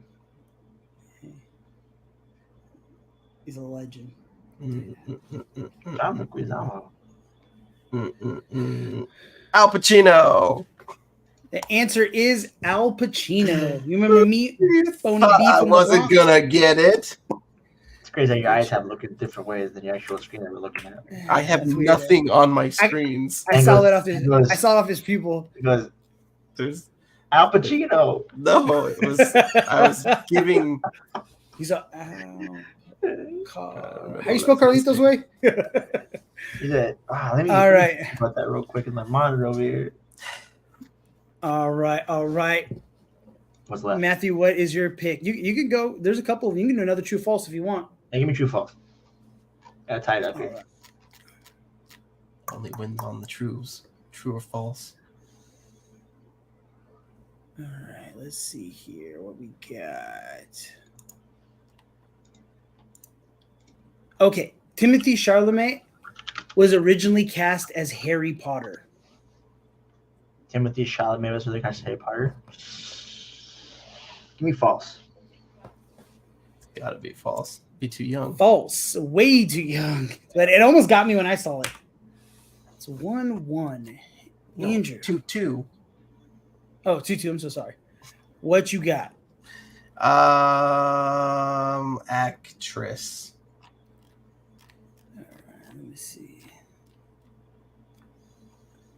Bro, why is Orlando Brown? Oh, okay. Never mind. Orlando Brown is trending, but it's actually not like Disney Channel. Orlando Brown is actually Ravens. Damn, I'm trying to figure out because some of these movies are old as shit. Yeah. No, like really old. and then the only one that I think anybody would get here, we just talked about. But all right, which actress played the lead role in 2002 movie Frida? Oh, I think I know this. Frida. I do know it actually. I do know it, and I think she won an Oscar for it too. Which is the crazy part. Hey, let me see your pupils. I want to make sure your screen's not moving and shit. You said 2002? 2002. I could be wrong. My hands are here, so I can't do anything. I'm looking it up. I'm pretty sure I'm not wrong. I'm not wrong. I do it. I'm taking this as disrespect. Just letting you know this, Andrew. Yeah, dude. I don't know if I've ever been seen Frida. I'm pretty sure she won an Oscar for it too. Yeah, I think this is the. Mm-hmm. I'm not saying okay. Yeah, she won it. What's her name? If he guesses this, Matt, I'm gonna have him pick a category for you to rebuttal. What is her name? Shoot, what's her name? Give me 10 seconds. Hey, you're already 4 minutes late. You're making the whole thing late now. I don't know her name. I was gonna say the older lady in Eternals. Angelina Jolie? No, not her. The other one, the one that dies. So you don't know the answer. That's it. And the answer is Salma Hayek. It was that's what I was thinking. That's what I was thinking of too. Women actresses is off the board now. Okay. All right. So Matt has a chance to clutch. I should just give him the easiest answer out of all of them. There's an answer that's like. What are the categories? All right. Now we have movie trivia, actors, name the movie, true or false. Give me actors. Actors. I gotta find one.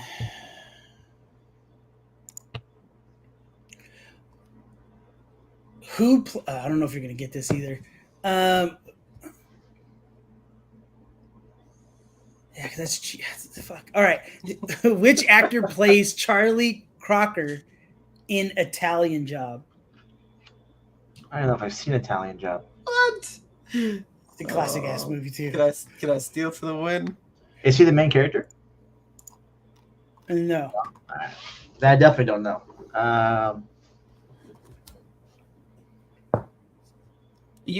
Just say the name.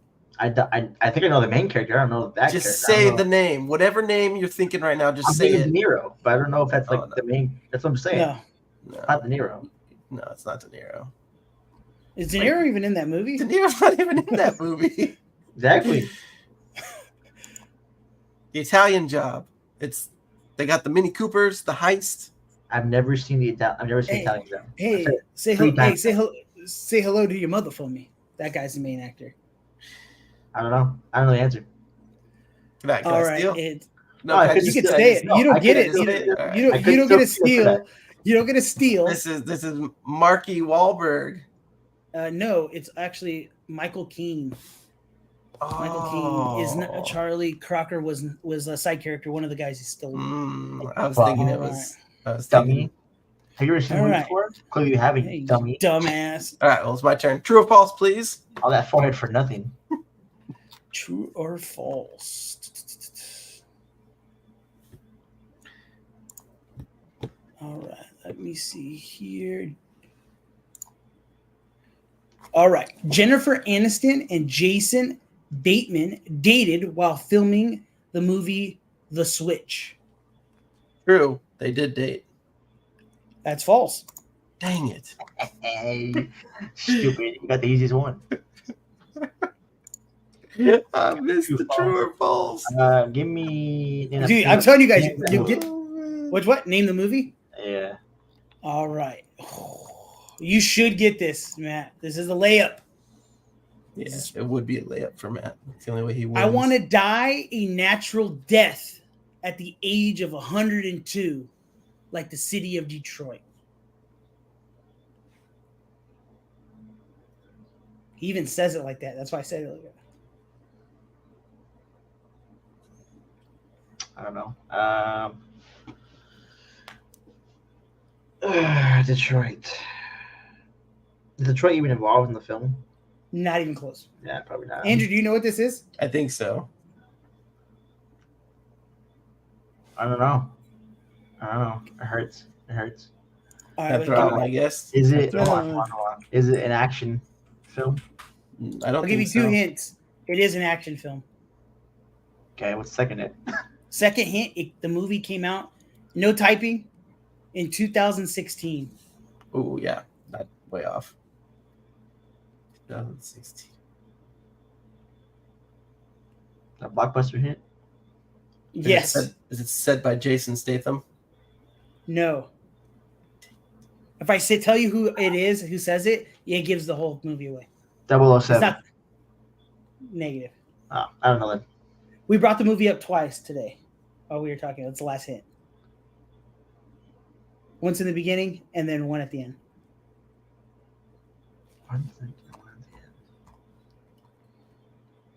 All right, what's your answer? You ain't got nothing? I don't have anything. No. All right, it was said by T.J. Miller in the movie Deadpool. When he's sitting at the bar, when he asks how you want to die, he says, Yep. Get that guy a blowjob. All right, let's see. Movie trivia, please. Ooh, okay, let's see. Movie trivia here. All right, this is gonna be the ender. Yeah, we've gotta be. We have 4 different enders now. So. All right, let's see. This is gonna be the layup you're talking about. What? Yeah, this is kind of it. All right, which film features the song "Take My Breath Away" by Berlin? The classic. What a white man. Top Gun. It is Top Gun. It is. All right. So, because Matt, you know what I mean? I feel like Matt should get a chance to rebuttal. This is for 2 points, Matt. Who is the actor who plays Nick Fury in the Marvel films? Are you kidding me? Let me think. I was like, Matt, are you serious? Bald black man.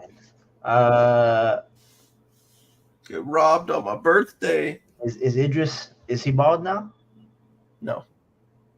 Denzel's bald. He is. Samuel L. Jackson.